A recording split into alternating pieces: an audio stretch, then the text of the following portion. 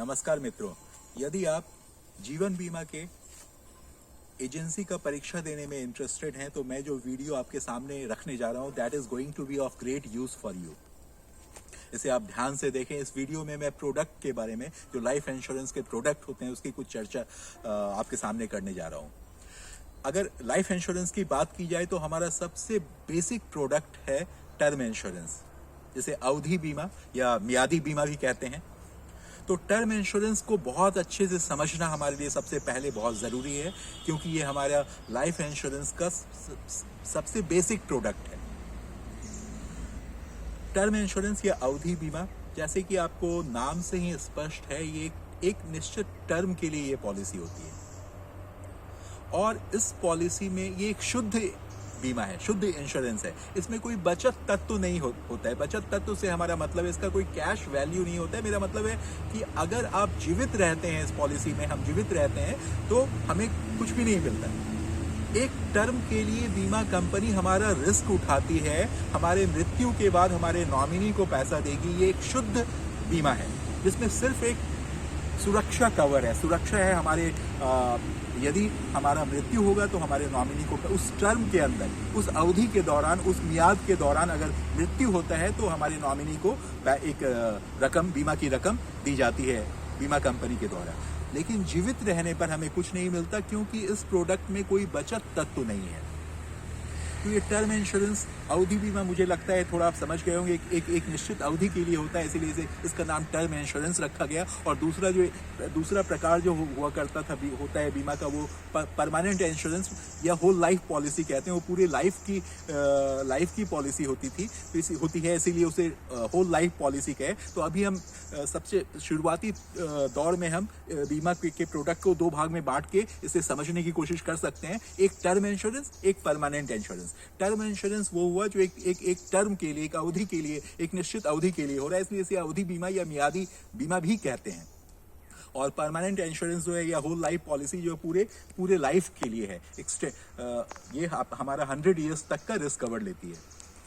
तो सबसे पहले मैंने आपको बताया कि अवधि बीमा जो है, इसको समझना हमारे लिए बहुत ज़रूरी है। बहुत सारे प्रश्न अवधि बीमा से रिलेटेड हमारे परीक्षा में पूछे जाते हैं, इसीलिए हमें इसे समझना चाहिए। और तो टर्म इंश्योरेंस में हमारा सिर्फ सुरक्षा तत्व है, इसमें बचत तत्व नहीं है। मृत्यु होने के बाद नॉमिनी को पैसा मिलेगा और उस टर्म के अंदर अगर हमारा प्रीमियम जमा हो रहा है तो उस टर्म के अंदर हमारी मृत्यु होती है तो हमारे नॉमिनी को पैसा मिलेगा। टाइम पूरा होने पर कोई मैच्योरिटी नहीं मिलेगा, क्योंकि इसमें कोई बचत तत्व नहीं है। और इस पॉलिसी की सबसे बड़ी अच्छी बात यह है कि इसका प्रीमियम बहुत कम होता है। बहुत कम पैसा में बड़ा जोखिम, बड़ा कवर, बड़ा सुरक्षा कवर हमें प्राप्त होता है। तो इस पॉलिसी की सबसे बड़ी विशेषता हो गई बहुत कम प्रीमियम है। सबसे कम प्रीमियम जो हमने देखा होल लाइफ पॉलिसी, उसका प्रीमियम बहुत अधिक होता है, क्योंकि पूरे होल लाइफ का रिस्क कवर है। और ये जो टर्म इंश्योरेंस है, इस टर्म इंश्योरेंस का प्रीमियम बहुत कम होता है और कम प्रीमियम में एक बड़ा सुरक्षा कवर हमें इस पॉलिसी में, टर्म इंश्योरेंस में प्राप्त होता है। तो टर्म इंश्योरेंस की परिभाषा हम लोग समझे कि एक अवधि बीमा, टर्म इंश्योरेंस, जिसमें सिर्फ सुरक्षा तत्व है, बचत तत्व नहीं है, कोई मैच्योरिटी नहीं मिलता है, कोई तरह का ऋण वगैरह हम नहीं ले सकते हैं, बीच में सरेंडर करके कोई पैसा उठा नहीं सकते हैं, क्योंकि कोई कैश वैल्यू उसमें नहीं है। इसमें सिर्फ सुरक्षा कवर है, बचत तत्व नहीं है। इसके बाद हम देखेंगे कि ये टर्म इंश्योरेंस कितने तरह के होते हैं। ये टर्म इंश्योरेंस को भी हम तीन भाग में इसे बांट सकते हैं। एक टर्म इंश्योरेंस होता है जो लेवल टर्म इंश्योरेंस है, मतलब एक जो सुरक्षा कवर हमें शुरू में दिया गया, वही सुरक्षा कवर पूरे टर्म में रहता है। पूरे टर्म में सेम सुरक्षा कवर रहता है, सेम रिस्क कवर रहता है। That is called level term insurance. और कुछ एक टर्म इंश्योरेंस ऐसा होता है जिसका रिस्क कवर बढ़ता रहता है। जैसे जैसे रिस्क कवर बढ़ता रहेगा, that is called increasing term insurance. और कुछ टर्म इंश्योरेंस ऐसे होते हैं जिनका रिस्क कवर आगे जैसे जैसे टाइम पास होगा वैसे वैसे उनका रिस्क कवर घटता रहेगा, that is called decreasing term insurance. तो टर्म इंश्योरेंस को तीन भाग में बांटा जा सकता है। एक हो गया लेवल टर्म इंश्योरेंस, दूसरा इंक्रीजिंग टर्म इंश्योरेंस जिसमें सुरक्षा कवर आपका बढ़ता रहेगा, और तीसरा डिक्रीजिंग टर्म इंश्योरेंस जिसमें सुरक्षा कवर आपका धीरे धीरे घटता रहेगा।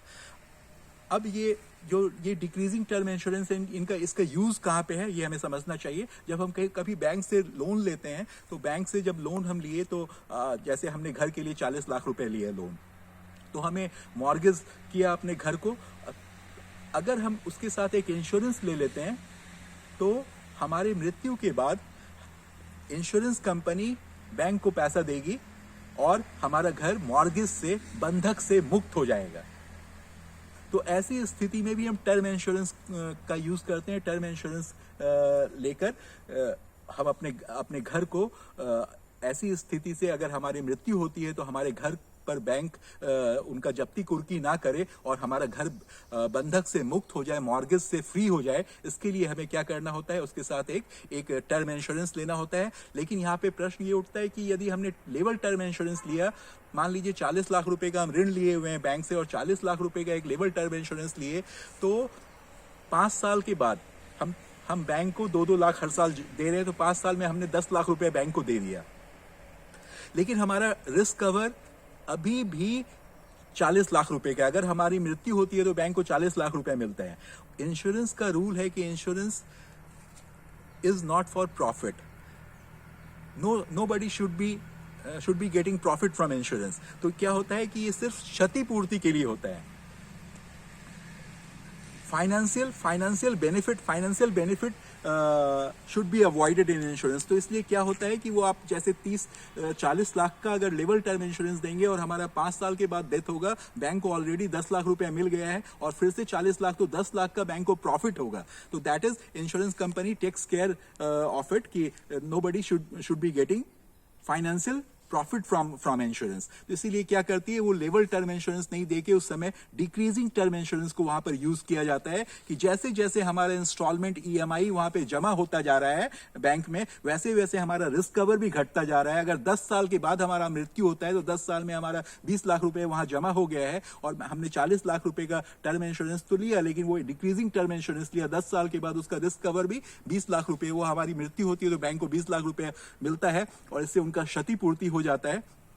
तो यहां पर हम डिक्रीजिंग टर्म इंश्योरेंस का यूज करते हैं और ये एक प्रश्न आता है, this is called mortgage redemption policy, बंधक मोचन पॉलिसी।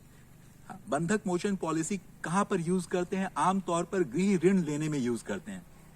बंधक मोचन पॉलिसी क्या है? एक टर्म इंश्योरेंस है। किस तरह का टर्म इंश्योरेंस है? ये एक डिक्रीजिंग टर्म इंश्योरेंस है। तो आप समझ गए ये टर्म इंश्योरेंस में क्यों लेवल टर्म इंश्योरेंस लोग आमतौर पर लेते हैं, लेकिन जो गृह ऋण के लिए ले रहे हैं वो डिक्रीजिंग टर्म इंश्योरेंस लेंगे। और कुछ लोग जिनकी रिस्पॉन्सिबिलिटी धीरे धीरे, अभी यंग है, धीरे धीरे उनकी रिस्पॉन्सिबिलिटी बढ़ती जाती है, तो वो इंक्रीजिंग टर्म इंश्योरेंस ले सकते हैं। तो इस तरह टर्म इंश्योरेंस 3 तरह के हो गए। खास करके आपने देखा डिक्रीजिंग टर्म इंश्योरेंस का किस तरह से गृह ऋण में, जैसे मॉर्गेज डिक्रीजिंग टर्म इंश्योरेंस को मॉर्गेज रिडेम्पशन पॉलिसी भी कहते हैं। मॉर्गेज रिडेम्पशन पॉलिसी हम गृह ऋण के या किसी भी प्रकार के ऋण की स्थिति में यूज कर सकते हैं। और इसमें ये क्या है, मॉर्गेज रिडेम्पशन इंश्योरेंस क्या है? ये एक डिक्रीजिंग टर्म इंश्योरेंस है।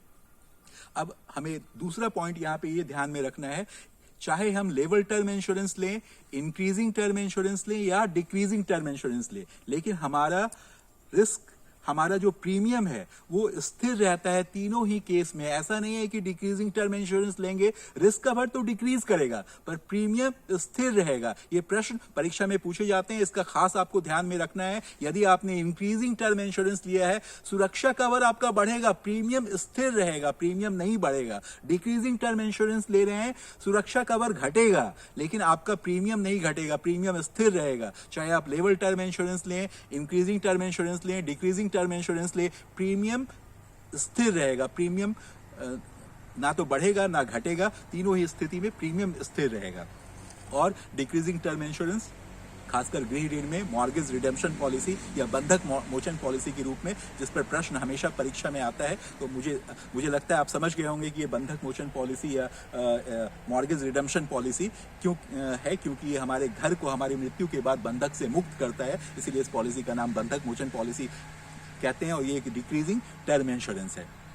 अब टर्म इंश्योरेंस के बारे में एक दो मुख्य बातें जो हमें ध्यान में और रखनी है वो ये है कि टर्म इंश्योरेंस यदि आप लेते हैं तो वो उसको आप होल लाइफ में कन्वर्ट भी करा सकते हैं। जैसे आपका टाइम पूरा हो गया, टर्म इंश्योरेंस का टर्म पूरा हो गया, उसके बाद आप आप अगर अपने रिस्क कवर को, सुरक्षा कवर को कंटिन्यू करना चाहते हैं तो उसे कन्वर्ट करा सकते हैं, क्योंकि आप ऑलरेडी इंश्योर्ड हैं। तो उस समय कन्वर्जन के टाइम में आपसे कोई प्रूफ ऑफ इंश्योरेबिलिटी, एविडेंस ऑफ इंश्योरेबिलिटी नहीं मांगी जाएगी। आपका स्वास्थ्य अच्छा है या नहीं, या और दूसरे तरह के फैक्टर्स को उस समय बिना इन चीज़ों को ध्यान में रखे हुए आपके उस टर्म इंश्योरेंस को कंटिन्यू कर दिया जाएगा। तो ये जो टर्म इंश्योरेंस है वो कन्वर्टेबल है, होल लाइफ में से आप कन्वर्ट कर सकते हैं।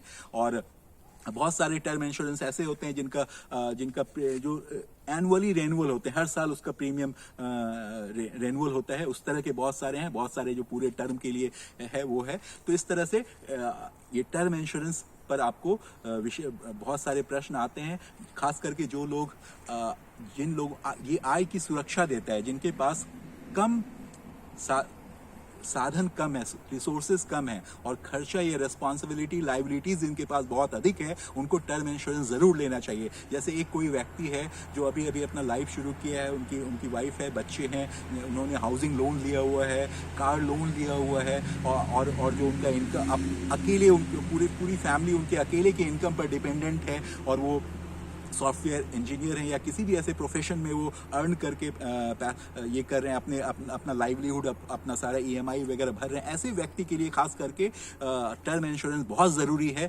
जबकि उनके पास बहुत कम पैसा है, लेकिन टर्म इंश्योरेंस में बहुत कम पैसे में बहुत बड़ा सुरक्षा कवर हमें प्राप्त होता है। तो ऐसे जो लोग हैं जिनके पास पैसा कम है लेकिन लाइबिलिटीज बहुत अधिक है, उनके लिए टर्म इंश्योरेंस अपरिहार्य है, अनअवॉइडेबल है। उन्हें निश्चित रूप से टर्म इंश्योरेंस लेना चाहिए। उससे वो अपने सारे लोन को सेव कर सकते हैं। जैसे हमने देखा बंधक मोचन पॉलिसी, मॉर्गेज रिडेम्पशन पॉलिसी के द्वारा हम अपने जब गृह ऋण लेते हैं, हाँ, तो आपको मॉर्गेज रिडेम्पशन पॉलिसी पर बहुत सारे प्रश्न पूछे जाते हैं कि मॉर्गेज, ये जो बंधक मोचन पॉलिसी है, मॉर्गेज रिडेम्पशन पॉलिसी है, इसमें किस तरह की पॉलिसी, तो एक टर्म इंश्योरेंस है, किस तरह की टर्म इंश्योरेंस है, डिक्रीजिंग टर्म इंश्योरेंस है, क्या इसका प्रीमियम भी डिक्रीज करेगा? नहीं, प्रीमियम डिक्रीज नहीं करेगा, प्रीमियम स्थिर रहेगा। क्या इसका रिस्क कवर डिक्रीज करेगा? इसका सुरक्षा कवर डिक्रीज करेगा? हाँ, सुरक्षा कवर डिक्रीज करेगा। तो ये सारी बातें टर्म इंश्योरेंस के बारे में मुझे लगता है आप जानने से, किसी भी तरह का प्रश्न अगर आपको आता है तो आप उसके जवाब देने में काफी हद तक सक्षम हो सकते हैं। उसके बाद अगर हम टर्म इंश्योरेंस की बात करें तो हमारे कंट्री में या हमारे रूरल एरिया में जो अधिक पॉपुलर प्लान है वो उसे हम बंदोबस्ती बीमा कहते हैं।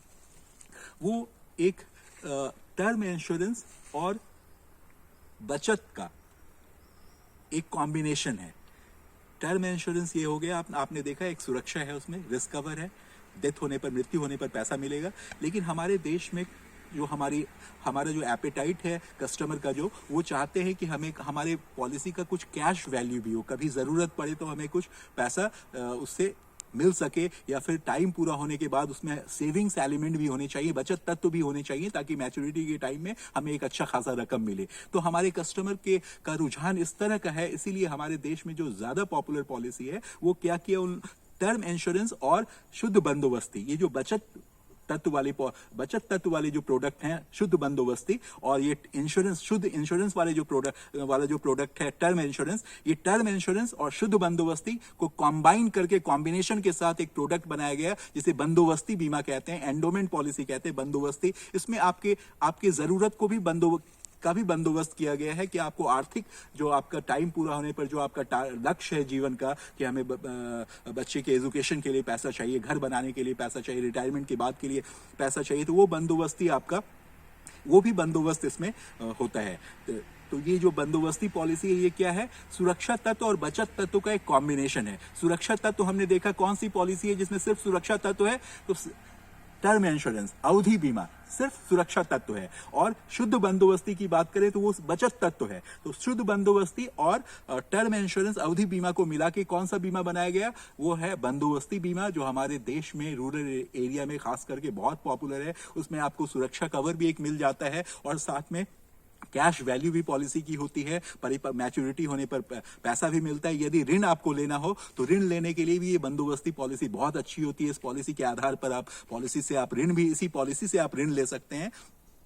और तो आपने, मुझे लगता है कि आप अवधि बीमा अच्छे से समझ गए, बंदोबस्ती बीमा समझ गए। बंदोबस्ती बीमा के दो पार्ट में इसको आप कर सकते हैं बंदोबस्ती को। एक बंदोबस्ती होता है प्लेन बंदोबस्ती, जिसमें आपको एक पूरा टर्म पूरा होने पर एक मैच्योरिटी मिलता है अगर आप सरवाइव करते हैं, और अगर डेथ होता है तो डेथ के बाद हमारे नॉमिनी को पैसा मिलता है। ये आपको, क्योंकि आप देखते हैं कि बंदोबस्ती बीमा की जहां तक बात है, इसमें सुरक्षा तत्व और बचत तत्व दोनों ही है, तो हमारे डेथ के बाद भी पैसा मिलेगा, मृत्यु लाभ भी मिलेगा, और जीवित रहने पर सर्वाइवल बेनिफिट या उत्तर जीविता लाभ जिसे कहते हैं, जीवित रहने के बाद जो लाभ प्राप्त होता है वो भी मिलेगा। बंदोबस्ती बीमा में आपने देखा इसमें सुरक्षा तत्व और बचत तत्व दोनों ही है, मृत्यु लाभ भी मिलेगा और उत्तर जीविता लाभ भी मिलेगा, जीवित रहने पर परिपक्वता मैच्योरिटी भी मिलेगा और डेथ होने पर मृत्यु लाभ भी मिलेगा। अब ये जो बंदोबस्ती बीमा है, एंडोमेंट पॉलिसी है, इसको दो भाग में हम कर सकते हैं। एक हो गया प्लेन बंदोबस्ती और एक है money back policy. Money back policy में आपको एक निश्चित समय के बाद, एक निश्चित समय अंतराल के बाद बीमा धन का एक निश्चित प्रतिशत उत्तर जीविता लाभ के रूप में प्राप्त होता रहता है।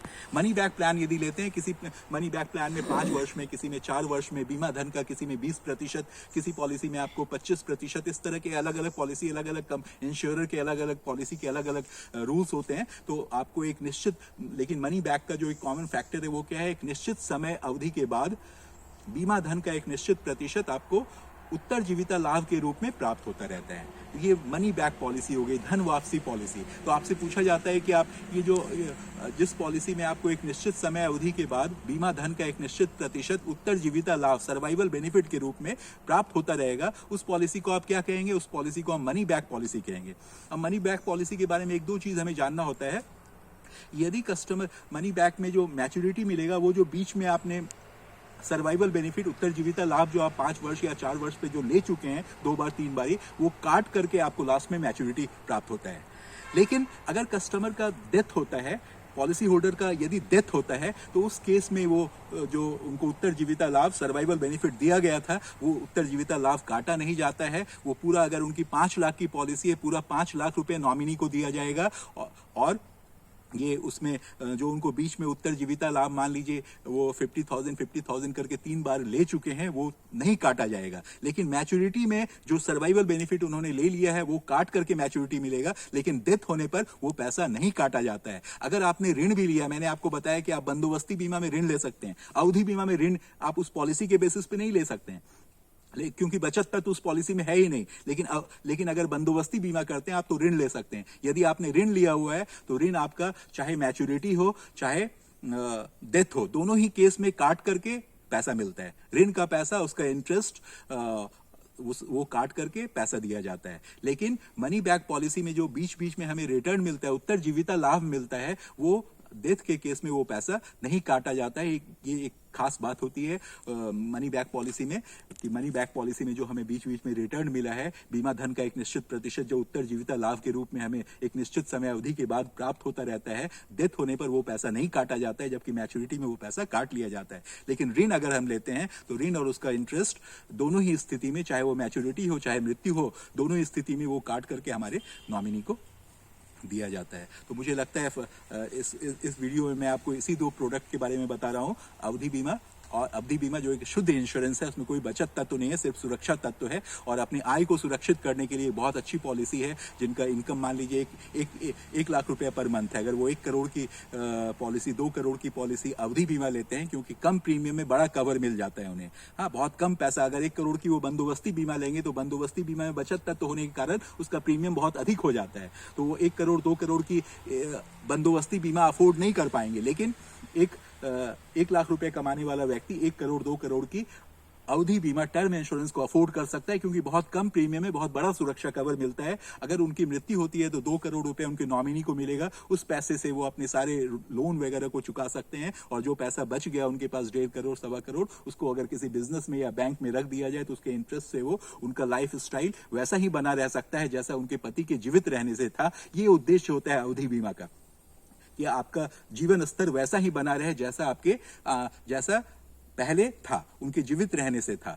तो अगर अवधि बीमा का हम इस्तेमाल करें तो इंश्योरेंस का जो बेसिक उद्देश्य है वो पूरा होता है, कि वो आदमी रहे, परिवार का कमाने वाला ब्रेड विनर, जीवित हो या डेथ हो, लेकिन उनके परिवार की आर्थिक स्थिति, उनका रहन सहन, उनका लाइफ स्टाइल जीवन स्तर वैसा ही बना रहेगा जैसा उनके जीवित रहने से था, क्योंकि अवधि बीमा में बहुत कम पैसे में बहुत बड़ा सुरक्षा कवर हमें मिलता है। तो हमें पूछा जाए कि सबसे कम प्रीमियम वाली कौन सी पॉलिसी है, तो अवधि बीमा। सबसे बड़ा कवर कम पैसे में किसमें मिलता है, बड़ा सुरक्षा कवर किसमें मिलता है, अवधि बीमा में मिलता है। अवधि बीमा में क्या बचत तत्व है, नहीं, अवधि बीमा में सिर्फ सुरक्षा तत्व है। बंदोबस्ती बीमा में क्या, बंदोबस्ती बीमा में सुरक्षा तत्व और बचत तत्व दोनों है। मृत्यु लाभ, उत्तरजीविता लाभ दोनों ही है। मनी बैक में क्या है, मनी बैक एक निश्चित अवधि के बाद बीमा धन का एक निश्चित प्रतिशत मिलेगा। मान लीजिए 5 लाख की पॉलिसी है, 10% 50 हजार रुपए करके हमको रिटर्न आएगा, मनी बैक आएगा, वो मनी बैक हो गई। मनी बैक का जो आपने बीच में रिटर्न लिया, सर्वाइवल बेनिफिट उसे कहते हैं। उत्तरजीविता लाभ, जो बीच बीच में लाभ लिया आपने, उत्तरजीविता लाभ जीवित रहने के बाद आपको मिलता रहा, वो लाभ आपका डेथ होने के केस में नहीं कटेगा, लेकिन मैच्योरिटी में वो पैसा काट करके आपको बाकी का मैच्योरिटी दिया जाता है। तो इस तरह से ये सारे पॉइंट्स को हमें ध्यान में रखना होता है। धन्यवाद।